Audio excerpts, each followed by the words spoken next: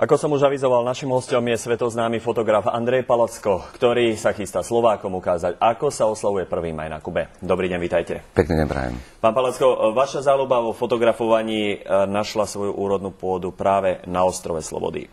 Čo vás na Kube najviac fascinuje? Čím vám imponuje? Kuba je naozaj jeden paradís, je to jedna nádherná, úžasná krajina, kde sú úžasné, nádherné medziľudské vzťahy. Všetko tam je národné, čo je jednoducho národu, všetko patrí. A jednoducho tá krajina je nádherná a úžasná atmosféra tam je. Koľkokrát ste krajinu navštívili a opäť sa tam chystáte? Za rok a pol som bol 5-krát na Kube a teraz za pár hodín cestujem alebo letím na Kubu zase, kde sa zúčastním jednej veľmi zaujímavej, úžasnej konferencie o turizme. A zároveň potom budem dokumentovať aj to, čo sa málo komu podarilo na svete, dokumentovať výrobu kubanských cigár.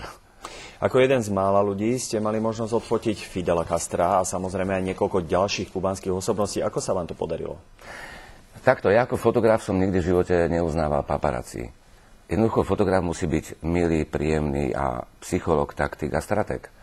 A to je vlastne to, že tí ľudia, tie osobnosti, ktorým som sa dostal, to jednoducho vycítia jednak z očí, lebo v očiach je duša a to vlastne prejavuje aj ten kontakt medzi týmito ľuďmi. A samozrejme, že na tribúnu sa nedostal hocikto na svete, že som sa dostal na tribúnu a to boli vážne, unikátne, posledné zábery Fidela Castra z jeho prejavu. A tá atmosféra na tej tribúne, lebo ten Fidel Castro je naozaj úžasný, charizmatický, nádherný. Je to jednoducho, aj môj citát je o ňom, Fidel Castro, Rus, osobnosť storočia. Teraz máme možnosť vidieť práve tie vaše obrázky. Áno. Čo tie ďalšie osobnosti, ktoré to boli?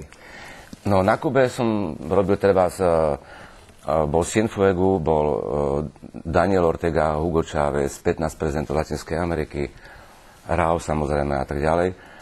Teofil Stevenson, trojnásobný olympijský a svetový majster športu v boxe v ťažkej váhe. Ana Fidega Girot, Juan Tarena a kopu významných Garcia Márquez, Buenavista, Tropicana a kopu významných osobností. Takže ja sa práve chystám, to ešte o tom nechcem hovoriť oficiálne, na takú veľmi vážnu akciu, kde chcem zdokumentovať vážne veci. To bude až potom vás informovať. Teraz poďme k tým oslavám 1. mája na Kube. Podobajú sa tým našim pompezným oslavám z čias bývalého režimu? Áno. Ten 1. máj, jak bol aj u nás, jak si pamätám, je taký uvoľnený. Tí ľudia sú takí uvoľnení, kľudní a jednoducho ten 1. máj je naozaj sviatok práce a bohužiaľ v našej Európskej únie bohužiaľ milióny nezamestnaných a to je škoda, lebo naozaj práca a točenie tovaru, materiálu, jednoducho to by sa malo rozbehnúť, aby sme naozaj jednoducho boli v kľude a v pohode, ako je 1. máj. Svojou tvorbou v podstate propagujete Kubu. Mali ste s tým v minulosti aj nejaké problémy?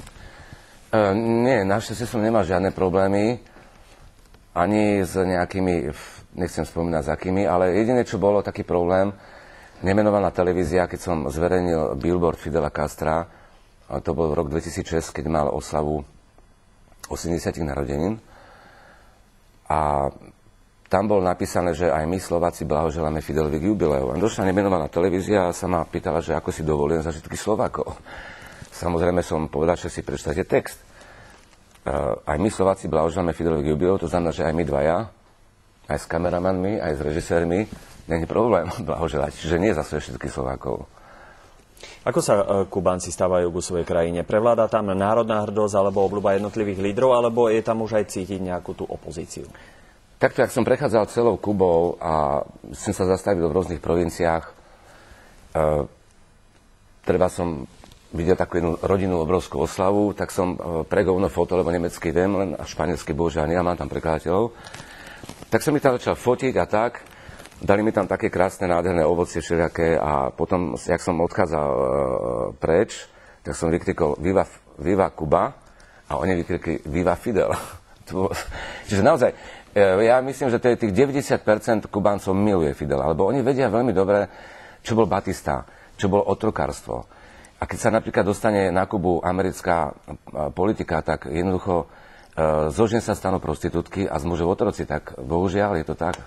A môj áno, nech sa páči. Nie, kľudne dopovedzte. Čiže naozaj tam, tá Kuba, oni vedia, že čo by to bolo. Naozaj to, jak ste povedali, ostrov slobody a ja ho budem nazývať už aj dokonca ostrov planéty. To je nádhera. Poďme teraz opäť späť k vašej tvorbe. Čo sa snažíte tou tvorbou vyjadriť? Snažím sa vyjadriť hlavne tie medziľudské vzťahy na Kube. Tam prídu deti do školy, sa poobímajú, dajú si pusu,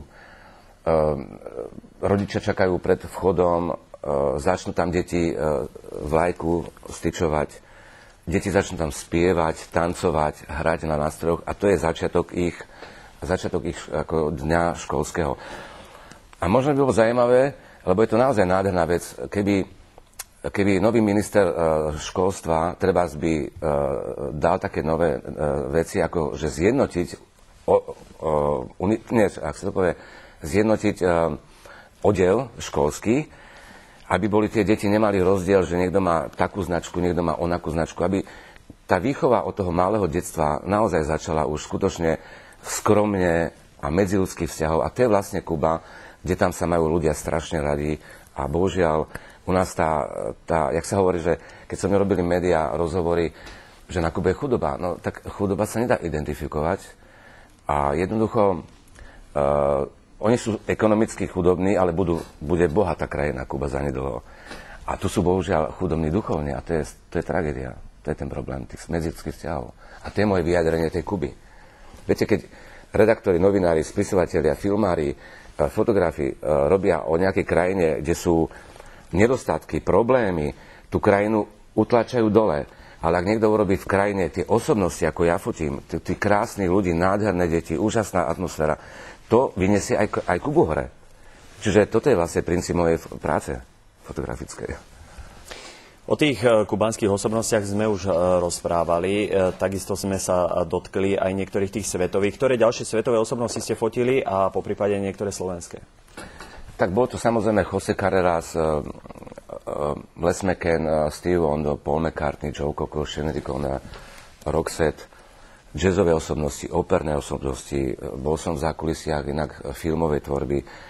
Komisára Rexa, v Nemecku som žil 10 rokov ako fotograf. Spolupracoval som s Opernglas Hamburg, s Filmovou akadémiou Baden-Württembergische Philharmonie. Tam som nafotil skutočne aj som spolupracoval s Haraldom Schmidom. To je špičkový nemecký moderátor, ktorý robil tie rôzne veci ako Frštenzi, Špás, rozumiete, Srande. A tam sa práve dostali veľké osobnosti, ktoré som práve fotil aj v zákulisí. Určite máte nejaký sen, ak by ste mali nejakú unikátnu možnosť niekoho alebo niečo odfotiť, čo by to bolo? Ďakujem za krásnu otázku, to je niečo nádherné. A viete čo, môj sen je fakt ešte, mám ich viacej, ale toto je jeden sen, ktorý by som chcel realizovať. A ten sen je taký, že chcem nafotiť Fidela Castra s Mick Jaggerom. A to by boli nádherné portréty, lebo obidva sú osobnosti storočia naozaj. Alebo teda ešte aj to, už som aj pani veľvyslankyne, ktorá je úžasne krásna žena, príjemná aj jej manžel, ako konzul, som mi navrhol, že čo keby kubanská vláda pozvala Rolling Stones na Kubu, a to by bol vlastne koncert storočia. To by bolo niečo nádherného. Pán Palacko, ja vám ďakujem za rozhovor a prajem šťastný let na Kubu. Ak dovolíte, môžem vás odfotiť? Áno, nech sa páči.